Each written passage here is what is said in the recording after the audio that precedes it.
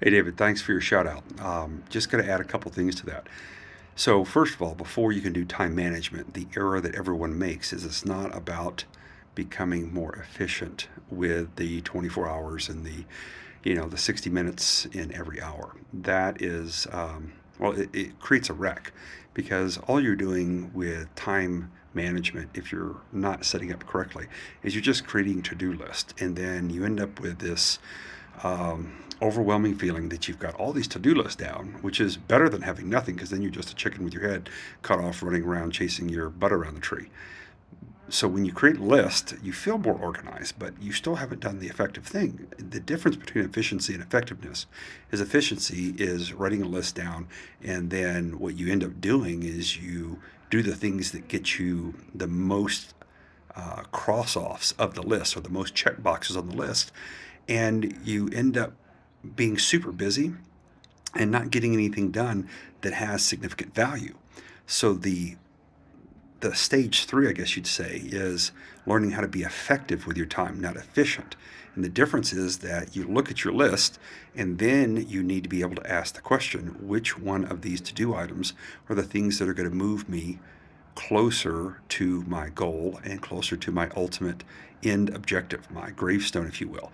So, really, what you're asking yourself is which one of these to dos, which one of these tasks, which one of these next items on my list are going to move me toward my objective, toward my goal, and I guess you would say not just toward, but aligned with my ultimate life purpose, which is what I want on my gravestone when I'm no longer here. What I want my life to have meant. How do I want to have mattered? So if you follow me where I'm going here, this is really important, is everyone else does it bass backwards, okay? That's a term that we come with from Texas, or maybe it's from the South. They'll say it bass backwards, and you can figure out what that actually means.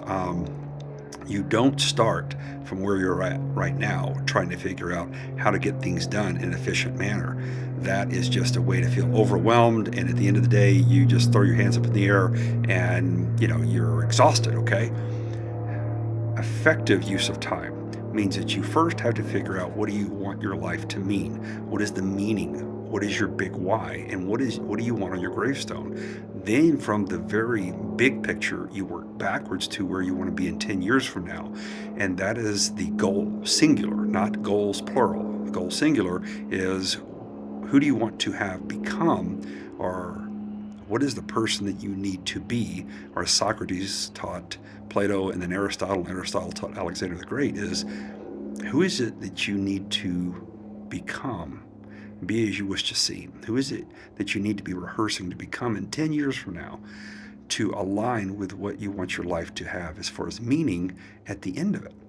Once you have your end goal and your 10-year who you are becoming, then you can work backwards to two objectives, which are two major tasks that you're working to finish within 1 year to 10 years that will help you become this version of yourself.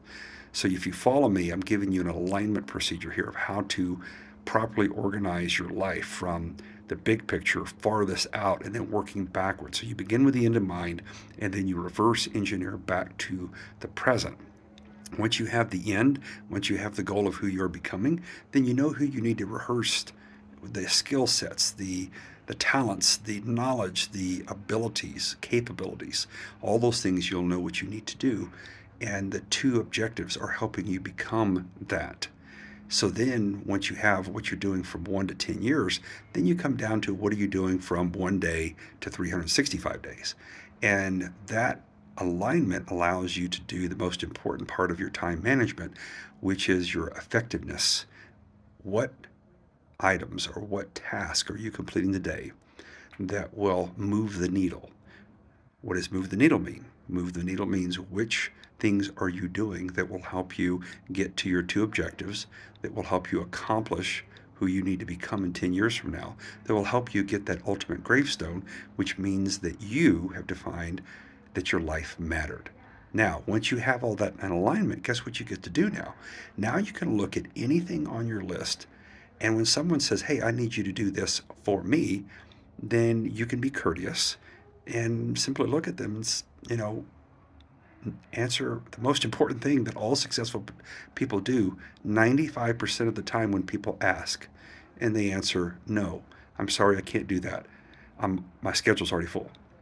So you need to learn to say no 90 plus percent of the time. Otherwise, you will spend your time chasing other people's acceptance, chasing other people's dreams and their goals, trying to help them do everything that they're doing, and you end up not getting what's important to you in your life. Now, it doesn't mean you say no 100% of the time, but when you look at someone and what they're asking you to do, and if it doesn't align with where you need to go for your two objectives in a year from now, and if that doesn't align with who you are becoming in 10 years from now, and ultimately who you want to become or need to become in order to gain that gravestone that says your life was meaningful and mattered, and that you reverenced the creator by all of the actions and all of the beingness in yourself up to that point, then it helps you disseminate, it helps you sort simply the things that aren't on your agenda.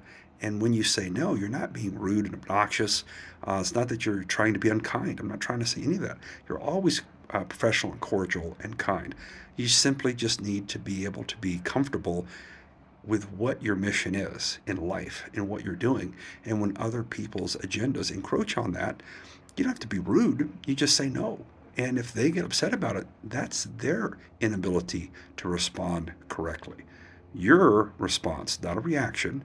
Reaction is something that you do with habit or based on bias or without pre-thought. Response is what you do with thoughtfulness. So you can be kind and you can properly posture the simple concept that I'm sorry, I can't do that right now. My schedule is full. Or I'm sorry, what I'm working on right now has got all my time and attention, and I cannot concentrate on it right now. So I'll have to say no, or at least not now, and we can look at it at some later event. The point is if you say no more often and you learn how to be disciplined about it, then what will happen is you will stop living your life by other people's agendas and start being able to live your life meaningfully on purpose for what you want to accomplish, that the Creator has already sparked you inside of your soul with what's important to you. That's why, first and foremost, you've got to find what's meaningful to you and what begins on your gravestone.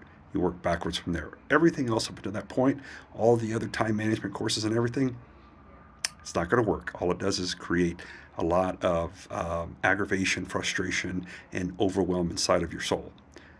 If you follow this route, it will give you peace of mind, focus, and allow you to be on mission, to move on purpose.